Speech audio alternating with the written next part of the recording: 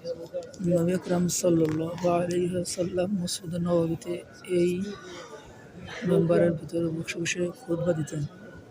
নবী আকরাম সাল্লাল্লাহু আলাইহি ওয়াসাল্লামের খুতবার স্থান মসজিদে নববীর মেম্বার।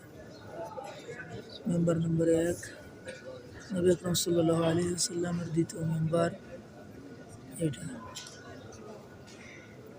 নবী আকরাম সাল্লাল্লাহু আলাইহি ওয়াসাল্লামের মেম্বার, যে মেম্বার দিয়ে নবী আকরাম সাল্লাল্লাহু আলাইহি ওয়াসাল্লাম খুতবা দিতেন, এবং বর্তমান যে মেম্বার, এই দুইয়ের মাঝখানে যে জায়গাটা আমরা দেখতে পাচ্ছি, এই জায়গাটা হলো রিয়াজুল জান্নাহ, জান্নাতের বাগান। আল্লাহ রাসূল সাল্লাল্লাহু আলাইহি ওয়াসাল্লাম বলেছেন, পৃথিবীর ভিতরে এই জায়গাটা হলো জান্নাতের একটি টুকরা, জান্নাতের একটি বাগান বা জান্নাতের একটি টুকরা।